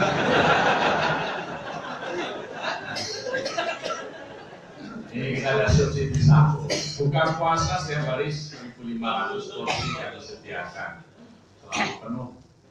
Sama itu sampai 3 gelombang kalau maghrib, karena kita untuk menunggu puasa kita ada acara kajian ringan. Kajian itu kita beri nama Kica, itu nama makanan khas Jawa. Kica itu kajian Islam kocak. Kita hadirkan penceramah yang lucu-lucu kayak Dek Akbar Zahid, kalau perlu Kirun gitu ya. Yang datang ribuan Pak. Sehingga kami kemudian menyediakan pasar sore. Itu ada 360 gerai, dan karena banyaknya yang datang setiap sore, ini sudah berjalan selama 13 tahun. Sekarang omsetnya itu 5 miliar dalam 3 bulan semasa Ramadan. Ya. Kemudian ada yang namanya kolak, kajian obrolan lagu dan agama. Kita datangkan kos-kos gitu ya. Ya orang yang nggak pernah sholat kan ini the legend gitu. Nah, kos-kos menjelaskan makna lagunya, ya. Ternyata menyentuh sekali, jadi bukan soal cinta, dia bercerita tentang ya, andaikan kau datang kembali, jawaban apa yang aku beri. Ternyata dia mengingatkan dulu di alam rahim itu sudah ditanya alastu birobbikum qalu bala syahidna. Maka besok kalau Allah datang kembali menanyakan jawaban apa yang aku beri di akhirat. Nah itu, wah itu kalau yang ngisi kos-kos luar biasa ya. Kita foto, kita abadikan, kita lihat, oh ini bapak-bapak ini nggak pernah ke masjid, kalau ke sus datang, kita kunjungi ke rumahnya. Nah, itu menjadi jamaah baru gitu ya. Itu namanya kolak, kajian obrolan lagu agama. Jadi kicak kolak. Kemudian ada koktail. Koktail itu kisah orang-orang teladan. Kita hadirkan anak-anak muda yang sukses sekolahnya, sukses bisnisnya, ada yang macam-macam prestasi supaya kita bisa meniru meneladani, namanya koktail. Kemudian untuk anak-anak, seminggu sekali kita adakan esduker. Semua orang suka dungikir. Jadi pendongeng-pendongeng kita hadirkan. Jadi itu sambil nunggu. Alhamdulillah mulai 3 tahun ini kami sudah menyelenggarakan sahur bersama. Ya rata-rata 600 porsi setiap sahur. Kalau itikaf alhamdulillah sekarang sudah harus waiting list 2 tahun. Jadi tidak hanya haji, ternyata itikaf saja waiting list kan. Nah, yang berminat itikaf itu sudah sangat banyak, sehingga sampai harus dibatasi. Jadi sekarang harus 2 tahun antri kalau mau itikaf di masjid kan. Jadi ternyata ibadah itu bisa dijual dalam tanda kutip ya. Kali kami Ramadan, kami adakan tarweh alam Madinah, kami hadirkan imam-imam dari Masjidil Aqsa, dari Yordan, ya. Itu sebulan, bacaannya 1 juz, justru masjid penuh terus. Karena suasananya seperti di Madinah, habis tarweh, imamnya Arabi bacaannya bagus, dan diberikan kohwah dan roti sarwa, gitu. Jadi seperti di Madinah. Saya dikritik juga, Ustaz, masa mendatangkan imam asing? Lalu mendatangkan pemain asing sepak bola yang kalah aja berani. Masa mau masuk surga nggak berani mendatangkan imam asing. Kalau berkenan aja ke aturan mau kami undang. Ya. Coba sekarang itu sepak bola daerah aja berani bayar pemain asing. Mau masuk surga masa nggak berani bayar imam asing. Masuknya bukan itu, tapi pengaruhnya besar. Ternyata ketika sering mendengar bacaan yang bagus, anak-anak itu ngajinya jadi bagus. Karena kami di kampung saya ini nggak ada pesantren, jadinya ngajinya yang bagus nggak ada. Tapi karena sudah 13 tahun tiap Ramadan mendengar bacaan bagus, anak-anak ngajinya bagus-bagus. Ya gitu, karena sering mendengar suara bacaannya. Dan untung, karena kalau imamnya lokal, infak tarweh itu paling 600.000 sampai 800.000. Kalau imamnya dari Palestina, dari Yordan itu infaknya 3 juta. Jadi kalau dihitung tiketnya 35 juta, tiket plus donor sebulan masih untung. Untung ulangnya, untung juga makmur. Jadi sederhana sebetulnya ya. Jadi mengelola masjid itu tidak terlalu sulit. Yang penting masjid ini melayani apa yang diperlukan oleh masyarakat. Kita coba adakan qiyamul lail secara berkala, itu yang datang bisa ribuan, ya, 5.000 gitu. Karena apa? Jarang sekali di luar Ramadan ada masjid yang menyelenggarakan sholat lain. Ini yang saya katakan tadi, masjid itu tempat hiburan malam. Jadi kalau ada qiyamul lail itu orang yang datang itu ingin menghibur diri, mendekatkan diri kepada Sang Maha Penghibur, yaitu Allah. Allah itu kan penghibur terbaik. Bagi yang kalau mereka yang telah jodoh, ayo datang ke masjid. Mereka yang usahanya lagi surut, ayo ke masjid. Ya, mereka yang lagi pusing anaknya nakal, ayo ke. Itu selesai di masjid itu. Jadi sekarang ini coba lihat acara TV tengah malam itu banyak yang nonton. Sekarang masyarakat Indonesia itu banyak yang mengalami insomnia massal. Maka lebih bagus kalau masjid-masjid mengisi kekosongan malam hari dengan mengadakan tadi zikir, sholat lail di tengah malam itu pasti diminati. Ya. Ini sekarang saatnya. Maka kemarin sholat Jumat di Monas saja yang hadir luar biasa. Sudah dihalang-halangi semua berangkat, masya Allah. Saya kemarin membawa dari Jogja itu 2.000 orang yang berani Jumatan di Monas. Saya baru kemarin pagi sampai Jogja karena saya bawa mobil karena sama masjid saya sendiri hampir 200 yang kan ngurusin logistiknya sampai ke sini lagi. Ya. Jadi kita bisa melihat antusiasme agama itu sangat tinggi, luar biasa. Maka kalau masjid bisa melayani, insya Allah. Nah, kemudian terakhir pertanyaannya kan soal dana. Soalnya kita ini lagunya kan ya dana, ya dana. Ini dari pertanyaan. Jadi, maka dari Jamaah Mandiri ke Masjid Mandiri. Jadi masjid kami ini karena masjid kecil di kampung, sekarang menjadi masjid besar percontohan. Itu ya, dulu tahun 2000 dan sebelumnya ketika saya menjadi ketua TKN pertama itu infak Jumat hanya 180.000. Jadi setahun kami hanya mengelola 8.640. Terus ditekan ya diluarkannya.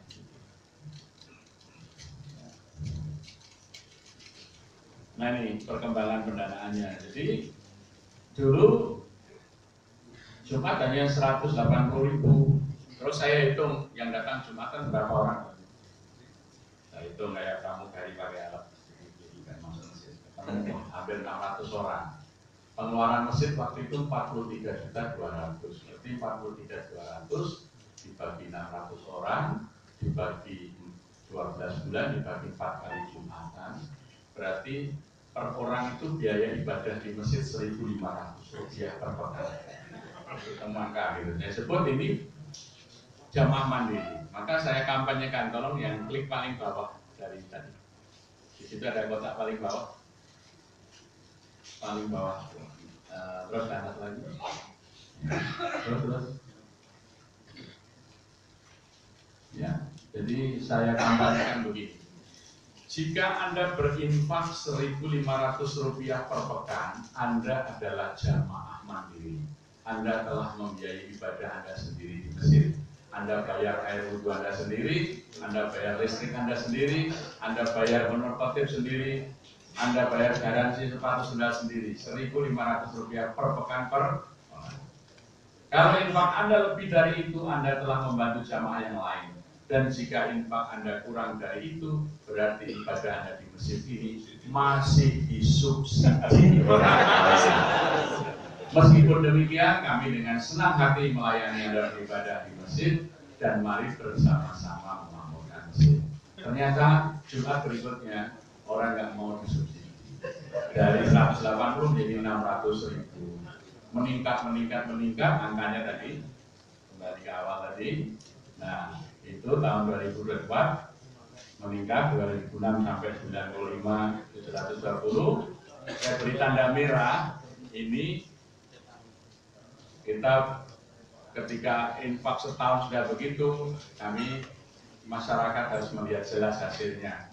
Maka kami punya pedoman saldo nol. Artinya apa? Uang masuk segera kita wujudkan pembangunan masjid, kita perbaiki, kita bongkar, kita beri sarana.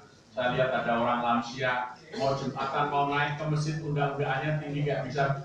Besok Jumat sudah harus bisa untuk diakses lansia. Saya beri undangan yang rendah, ada pegangannya. Saya lihat ada orang pakai kursi roda mau Jumatan nggak bisa masuk masjid. Jumat besok kursi roda bisa masuk masjid. Siapkan lapnya. Mau seorang cacat nggak boleh Jumatan. Nah, gitu kan. sehingga ada fasilitas. Saya lihat ada orang yang sholat sudah gemetar, bacaan aja kemana. Besok harus ada soft kursi untuk mereka yang lansia. Gitu. Tempat wudhunya aman bagi lansia, ada pegangannya, ada tempat duduknya. Ada orang buta, besok harus ada pegangan petunjuk orang buta, nggak usah dituntun, dia biasa mencari tempat wudhu. Jadi uangnya langsung kita habiskan untuk pelayanan yang diperlukan. Sehingga orang makin percaya, oh saya nyumbang ini, besok ada ini, nyumbang ini, besok ada ini. Tapi kalau disimpan, orang curiga, jangan-jangan uangnya dipakai pengurus masjid dan lain sebagainya. Nah, maka itu kita sebut filosofi saldo nol itu begitu. Ya. Nah, setelah itu mulai merah itu, wah ini harus diinvestasikan. Masjid tidak boleh terus-menerus bergantung dari infak. Maka mulai kami bebaskan tanah, kita bangun Islamic Center, istilahnya lantai 3 kami bangun hotel. Karena di Jogja ini kota wisata, kalau weekend dan liburan tidak kurang kamar hotel. Alhamdulillah tanahnya hanya terbatas sehingga hanya ada 11 kamar. Itu ya setara hotel bintang 3, fasilitasnya air panas dingin, akses internet, TV LED, ya itu pokoknya itulah sama kalau yang masuk hotel di bintang 3 lah, skala dengan Ibis, hotel budget seperti Amaris itu. Nah kemudian kita bangun 3 khusus untuk musafir gratis, itu juga kamar mandi di dalam, air panas dingin. Ini 3 kamar, batasnya kalau musafir 3 hari hanya, nggak boleh lama-lama, nanti pergantian yang lain. Jadi ini yang komersil, yang ini yang untuk musafir kita. Ya. Alhamdulillah mulai 2010 masjid sudah mandiri, artinya sekarang dari hasil penginapan dan layanan yang lain itu untuk operasional masjid kita sudah lebih, masih ada saldonya. Maka infak Jumat dan infak yang lain yang masuk ke masjid 100% kita kembalikan ke masyarakat dalam bentuk pelayanan. Setiap hari ada dokter gratis, praktek mau cek asam urat, gula darah, kolesterol, triglycerid, datang ke masjid gratis semua mau cek. Ada dokter yang mau konsultasi.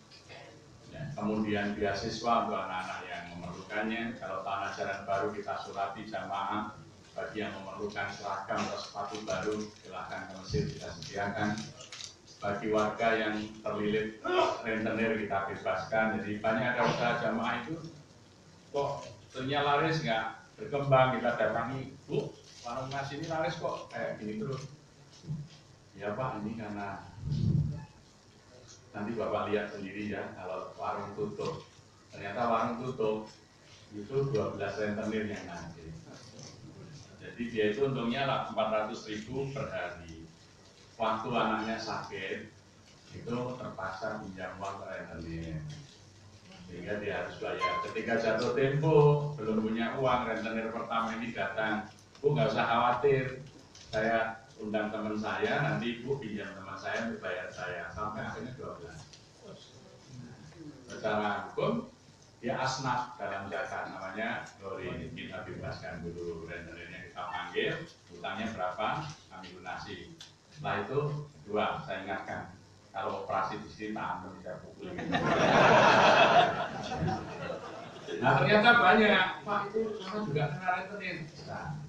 Nah itu fungsi infak masjid sekarang untuk itu. Kemudian biaya tadi anak-anak yang mau kursus atau mau garap skripsi, perlu buku, perlu biaya, penelitian, mahasiswa KPN, semua kita beri uang saku dari masjid, itu semua dari infak Jumat. Karena kami alhamdulillah sudah tidak dari infak, sudah bisa jalan dengan usaha masjid, namanya masjid yang mandiri.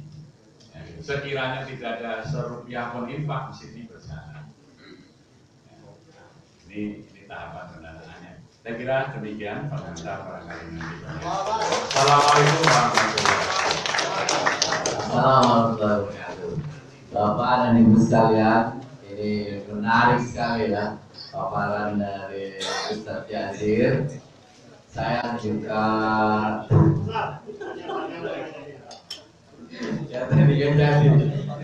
ini semangat sekali Ustaz. Waktunya selalu nggak cukup, ada 1, ya 2, 3 ya, 3 Sekian dulu Ustaz. Silakan. Untuk flashdisk nanti silakan duduk dulu Ustaz. Dibaikannya nanti Ustaz. Ya, duduk silakan duduk. Waalaikumsalam. Yang saya hormati, sungguh luar biasa. Kami dengan disampaikan materi tadi semakin pusing dan semakin mikir. Tentunya beberapa hal yang tadi menarik dalam rangka jihad untuk mengharapkan poin-poin di surga Allah.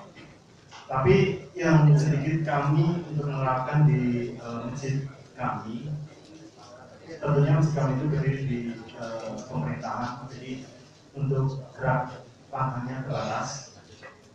Mungkin kalau boleh sharing atau kiat-kiat juga kita mulai yang kelompok yang berarti kelompok yang ada bagaimana pengurus masjid ini itu karena kan kelompok jadi menarik membuat kegiatan maulid nanti ada yang boleh tidak boleh kegiatan sholat pakai saja dan lalu ini saat angka tapi kan ini dan bagaimana mencapai itu.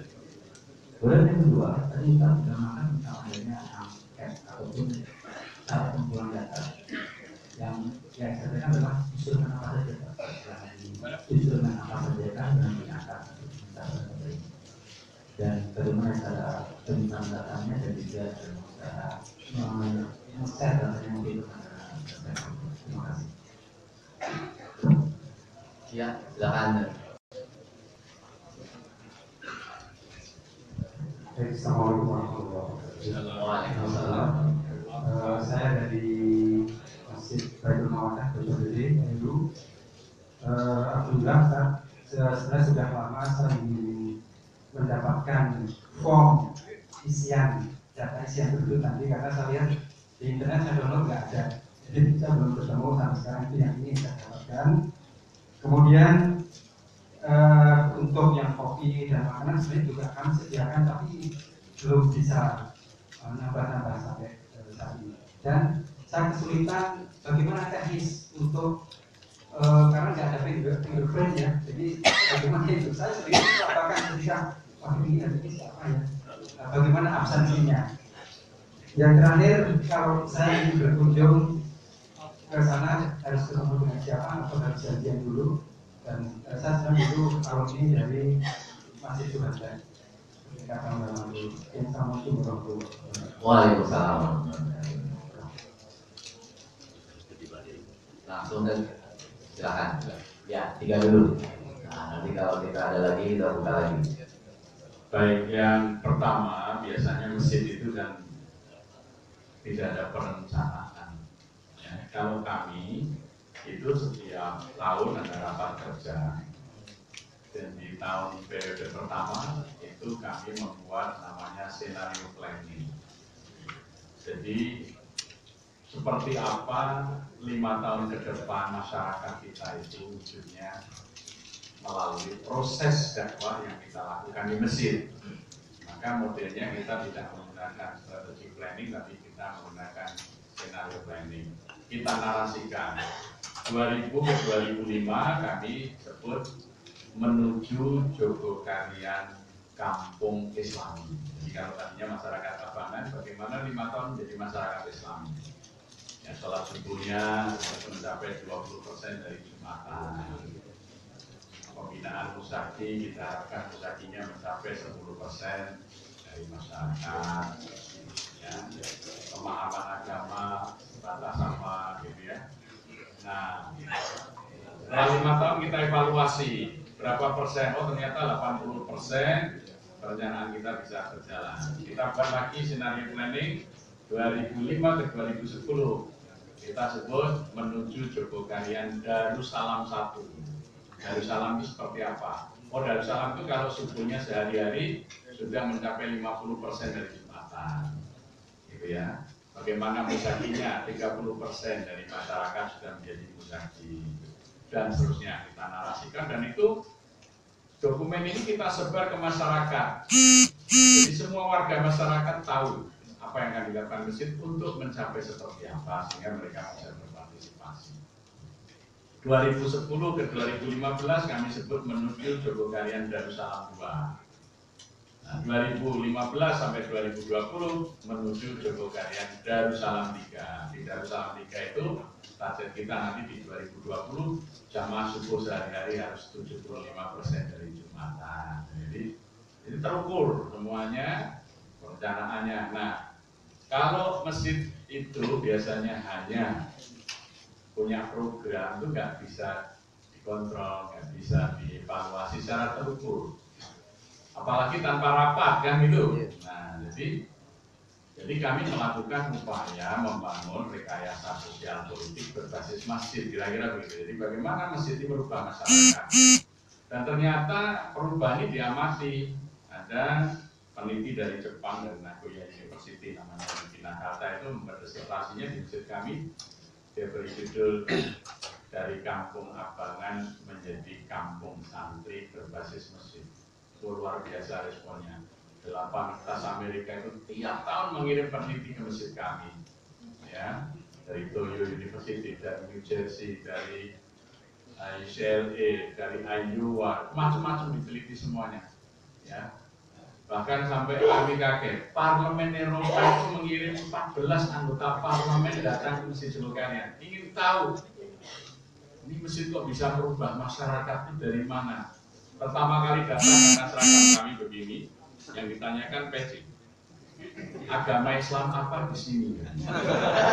Kami di NU, di Muhammadiyah, mana-mana kami lihat pecinya sama, hitam, kalau nggak hitam putih. Saya katakan ini bukan soal keyakinan, ini soal kedaulatan. Kalau saya pakai peci hitam, yang untung orang Gresik, karena itu pengajiannya Gresik.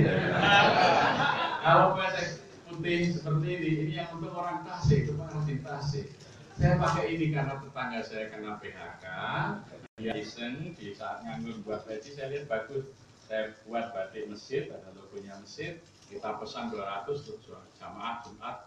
Pakai seragam, orang pada pesen. Sekarang dia nggak pernah nganggur karena pesanan. Jadi ini kedaulatan ekonomi jamaah persoalannya, bukan soal keyakinan, gitu ya. Jadi bagaimana masjid menghidupi mereka yang sedang mengalami persoalan itu. Ya. Nah kalau saya pakai peci hitam, ya yang untuk, mohon maaf kalau ada yang dari Gresik, yang untuk orang Gresik itu kan, karena itu hampir sebagian besar pengrajinnya dari pendopo itu, kalau pendopo daerah-daerah itulah ya. Kalau ini nasi ya, lanjut gitu ya. Nah kami harus menolong keluarga kami yang nganggur supaya bisa bekerja. Jadi persoalannya itu, masjid tidak boleh membiarkan orang menderita. Kira-kira begitu yang kami paham. Ya, jadi saya kira problem pertama kita itu tidak pernah ketemu, sering bertengkar karena nggak ada tujuannya bersama yang disepakati. Kalau dengan rapat kerja, semua hadir, semua menentukan programnya apa, bagaimana, itu sudah nggak akan bertengkar. Kalau di masjid terjadi perbedaan, lalu nggak ada acuannya kok. Seperti Indonesia hari ini, dulu punya GBHN ditentukan oleh MPR, presiden adalah mandataris MPR mandataris rakyat.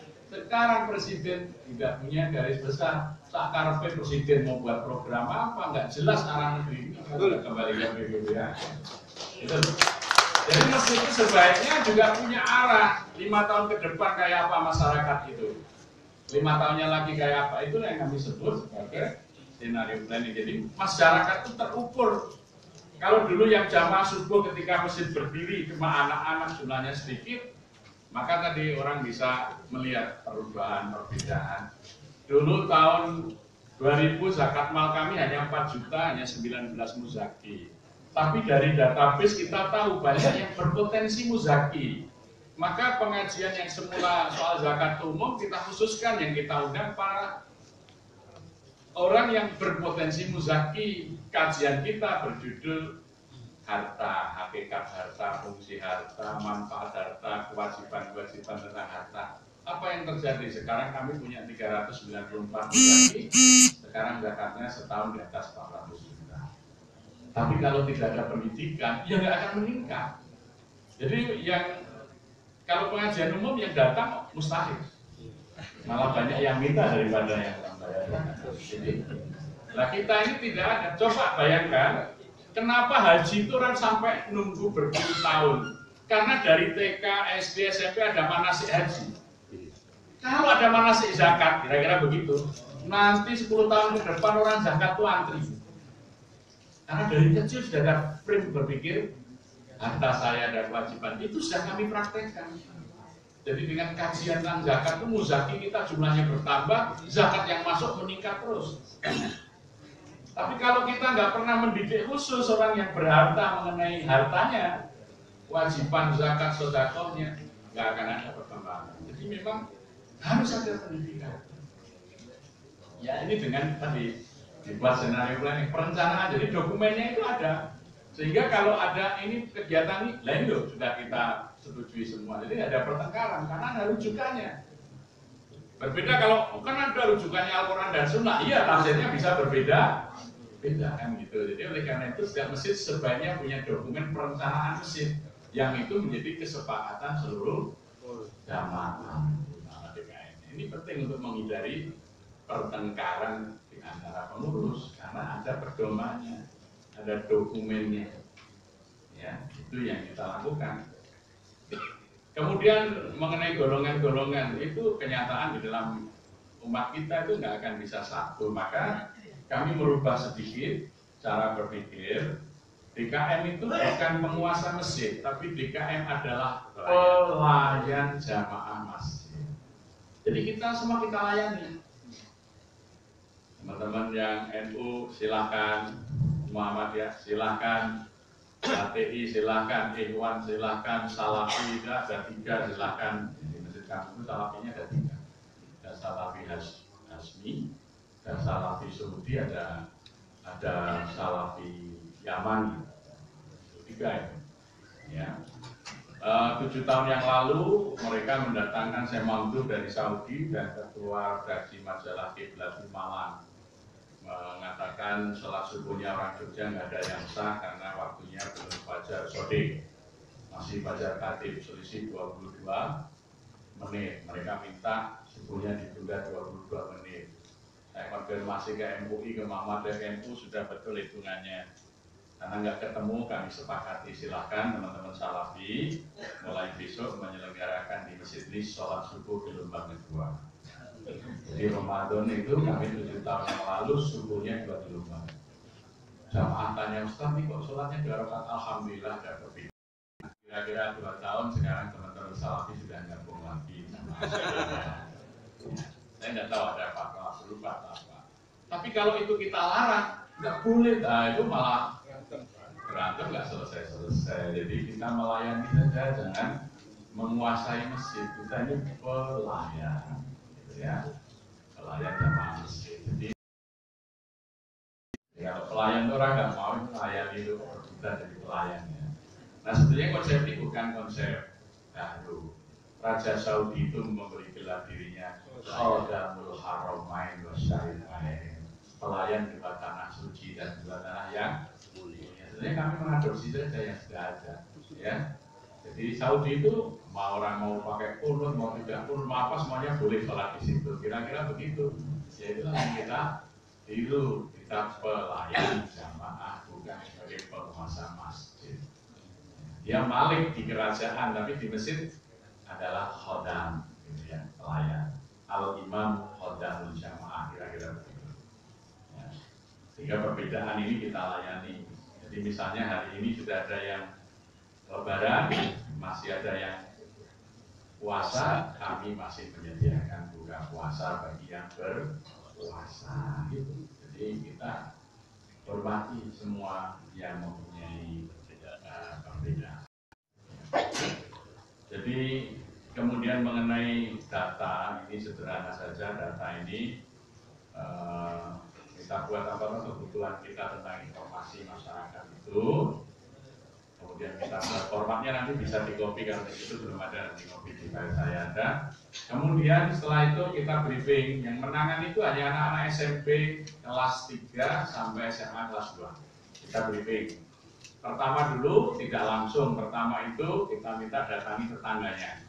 Bertanya, Bapak tetangga sebelah itu namanya siapa? Istrinya namanya siapa, anaknya siapa, sekolah di mana gitu ya.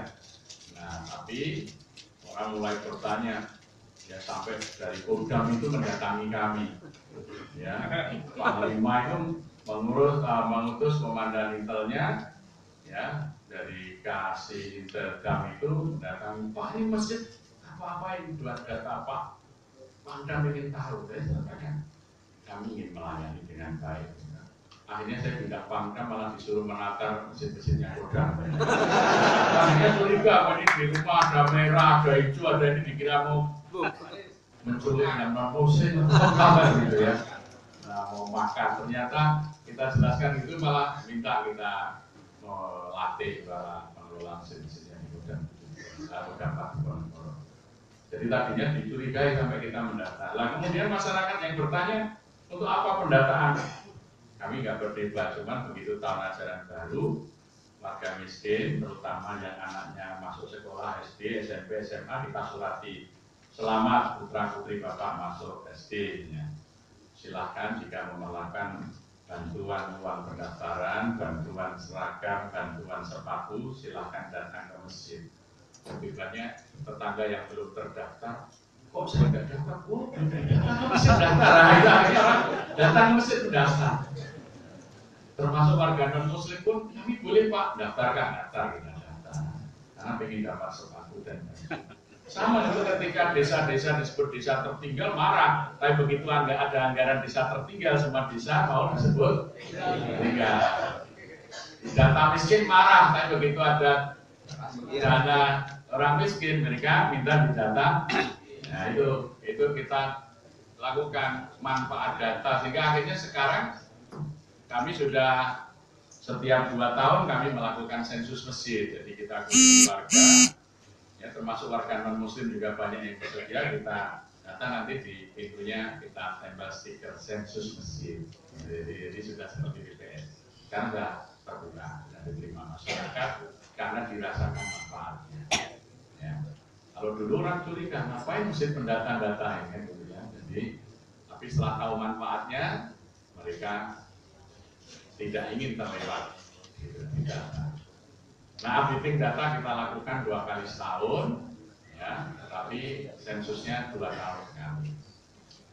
Nanti formatnya dari data itu dimasukkan, kita punya software dari data ke peta, ini remaja-remaja masjid. Nanti kalau ingin silakan dari terkait pertanyaan ketiga bisa ngirim atau berkunjung sewaktu-waktu, memberitahu boleh, langsung datang juga boleh. Nah, wilayah ini selalu ada yang melayani, menemui dan bisa menjelaskan seperti yang kami sampaikan. Kalau mau belajar format softwarenya bagaimana masukkan data, itu anak-anak remaja masjid yang menangani itu sudah jalan. Malah kalau orang tua-tua nggak bisa itu, karena biasanya gaptek ya. Jadi makanya malah remaja ini yang dari tulang punggung untuk pendataan, memasukkan data. Jadi kemarin kami juga kerjasama dengan MUI Pusat di Komisi Dakwah, kita melakukan pelatihan pemetaan dakwah.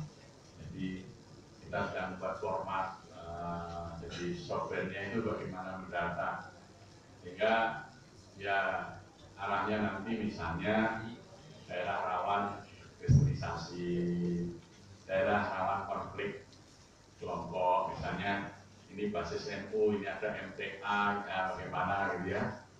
Datanya itu bisa membantu supaya ini masuk ini kantong apa, ini harus dengan rasa tahu situasinya, ke depannya mungkin itu bisa lebih bermanfaat. Ya, sebab selama ini memang kelemahan kita mesti tidak ada perencanaan, mesti tidak punya data jamaah, mesti tidak punya kemudian sistem pendanaan yang baik. Nah, itu ini hal yang praktis yang kita lakukan dan ini mudah sekali. Banyak masjid yang meniru lebih bagus dari kami yang ditiru karena potensinya lebih besar. Maka sering kami sampaikan, yang penting ATM lah, amati, tiru, modifikasi. Gitu ya. Kalau nggak bisa ATM, ATP, amati, tiru, kok. Ini hak cipta di tangan Allah Subhanahu wa Ta'ala. Jadi bagaimana masjid bergerak membangun masyarakat. Nah, alhamdulillah pola-pola kami ini dilihat oleh gubernur. Kemarin gubernur mengundang seluruh kepala daerah, bupati, wali kota, seluruh SKPD karena tim penanggulangan kemiskinan provinsi itu selama 10 tahun dari APBD dikusulkan ratusan miliar kok kemiskinan tidak pernah selesai, bahkan meningkat. Per Maret 2016 itu angka orang miskin di DIY itu meningkat tinggi. Ya, maka kemudian kami diundang untuk presentasi. Gubernur mengatakan selama ini kami sudah dengan para akademisi mencoba menyelesaikan kemiskinan di DIY.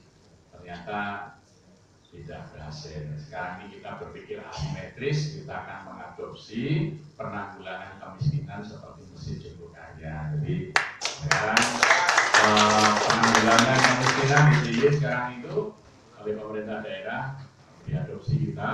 Kami diminta bersama dengan Bapeda program-program yang sudah kami lakukan itu sekarang dilakukan oleh pemerintah daerah. Jadi ya diapresiasi karena ya ternyata praktis yang kita lakukan, bukan akademis. Ini sudah orang tinggal niru saja gitu ya. Jadi bagaimana memanfaatkan potensi, bagaimana membangun keberdayaan masyarakat ya. Nah itu kita bisa sampaikan sehingga tidak hanya provinsi DIY sekarang ini, kemarin juga dari beberapa kota, misalnya Depok itu sudah beberapa kali wali kota dengan DPRD sama-sama lurah-lurah dibawa ke sana. Dari kota Sawalunto, kemudian dari Kabupaten Agam itu dari camat, kepala desa, perangkat desa dibawa semua. Ya, jadi bagaimana kalau di Minang ini kan tradisi suruhnya dihidupkan, bagaimana mengatasi kemiskinan, membangun kesejahteraan berbasis masjid. Ya, jadi sekarang ini sudah banyak pemerintah daerah yang mengadopsi cara penanggulangan kemiskinan itu meniru apa yang kita lakukan, karena praktis langsung bisa dilihat prakteknya juga seperti apa, formatnya seperti apa, polanya seperti apa. Jadi nah kita harapkan memang ini bisa diduplikasi seluas-luasnya oleh masyarakat.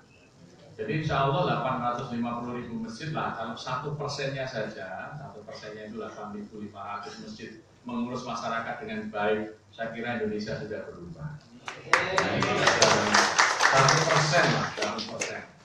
Ya. Jadi yang menjadi persoalan kita ini kan kadang-kadang masjid itu tidak memperhatikan jamaah, membangun menara sampai miliaran, ada tetangga masjid nggak bisa usaha, nggak dikasih modal, gitu ya. Jadi itu salah satu problem kita. Dan saya membandingkan sederhana begini. Kami meneliti di Surabaya. Surabaya itu ya miniatur Indonesia dalam pendidikan. Kita umat Islam itu punya banyak sekali SD, SMP, tapi sedikit punya SMA, apalagi perguruan tinggi. Jadi piramida pendidikan Islam itu seperti ini. Universitasnya sedikit, SMA-nya sedikit, SD, TK-nya banyak sekali. Sementara lembaga pendidikan Nasrani itu terbalik. Mereka sedikit punya SD, sedikit punya TK, sedikit punya, tapi SMA-nya banyak sekali, perguruan tingginya banyak. Sehingga 80% sekolah-sekolah Kristen diisi oleh anak Muslim. Ya. Di Surabaya itu ada 36 SMA yang bagus. Ranking 1 sampai 10 itu 1 sampai ke 6 itu sekolah-sekolah Kristen.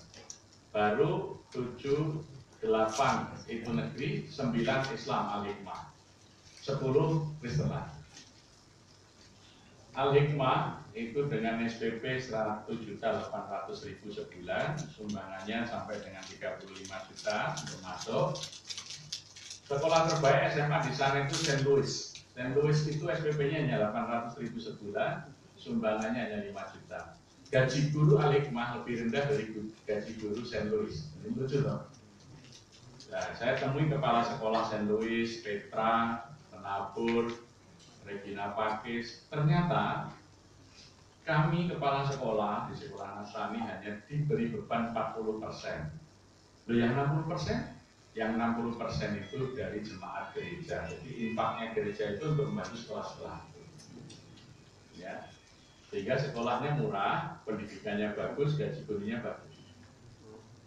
Nah kok gereja mau, padahal bangku pendidikan kita di sekolah Kristen itu 80% anak muslim. Sederhana programnya. Kami ingin menghilangkan fanatisme. Kalau istilah saya, menjadikan muslim kita jadi muslim kawin. Jadi muslim M1, muslim kualitas 1 itu muslim ya, berkualitas, peduli pada Islam dan umat Islam. Kalau sudah masuk sekolah mereka menjadi muslim berkualitas tapi tidak peduli kepada Islam dan umat Islam. Ini saya sebut muslim kawin dua. Inilah yang ditarget. Di Jakarta, Jabodetabek saja, Yayasan Penabur punya 73 sekolah SMA. Jabodetabek, satu yayasan Kristen punya 73 SMA. Itu belum yang lain. Saya punya data. Ya. Sedangkan sekolah Islam, Al-Azhar, Al-Izhar, Muhammad jumlahnya kalah banyak. Ya. Nah, mereka nanti berkursi perguruan tinggi negeri yang fakultas favorit. Kalau enggak, ditampung di perguruan tinggi mereka. Ya, misalnya di Jogja saja, Atmajaya, Sanata Dharma, Buddhya Wacana, ya, UGRIM, ya. Sementara yang umat Islam hanya punya UII, ya, Universitas Muhammadiyah, UAD, yang bagus, kalah semua. Sehingga mahasiswa di universitas Kristen pun perang Islam. Di Krishna Dwipayana, di Bandung, Universitas Parahyangan, di Jakarta juga banyak. Apa yang terjadi? Intelektualnya itu menjadi Muslim tadi, sehingga mereka mengkampanyekan memilih gubernur dan presiden non Muslim, meskipun pakai jilbab.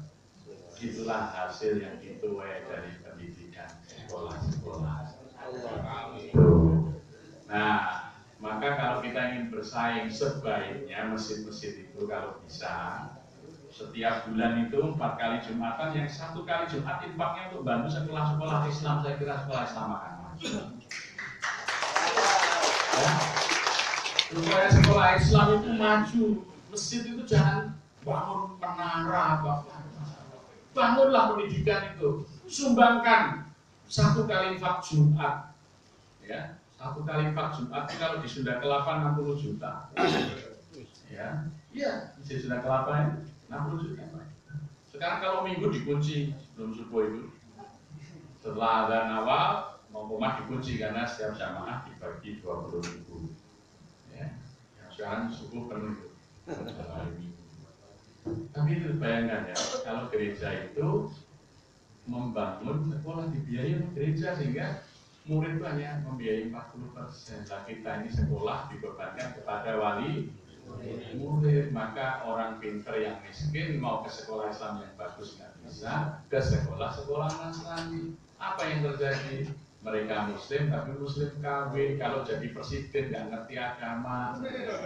Kalau jadi presiden justru malah kepada agama tidak pro. Ya. Itulah hasil pendidikan. Dan saya kira masjid bisa membangun pendidikan nasional. Bayangkan 850.000, kalau di rata-rata 500.000 per masjid, dari yang 60 juta sampai yang 100.000 itu 500.000 kali 850.000 masjid, kira-kira sudah berapa triliun 1 tahun. Saya kira sudah cukup untuk menggaji guru-guru sekolah Islam dengan baik. Nah, ini saya kira masjid ini luar biasa potensinya, tergantung cara kita. Amin. 1 kali Jumat saja lah, buat gerakan nasional. 1 kali Jumat pendidikan Islam. Semua masjid menyerahkan infaknya sekali Jumatan untuk pendidikan, dibagi Muhammadiyah punya berapa sekolah, NU punya berapa sekolah, Al-Wasliyah punya berapa sekolah, secara proporsional. Itu saya kira sekolah-sekolah Islam akan berkualitas. Ya, mungkin ada lagi. Waktu waktunya kayaknya habis. Oh ya, terima kasih karena waktu habis. Ya, nanti boleh langsung ya setelah ini ya. Terima kasih. Assalamualaikum warahmatullahi wabarakatuh. Terima kasih kami ucapkan kepada Ustaz Yasir. Mudah-mudahan ilmunya bermanfaat. Mudah-mudahan kita bisa mengambil hikmah, mengambil ilmu dari beliau dan mudah-mudahan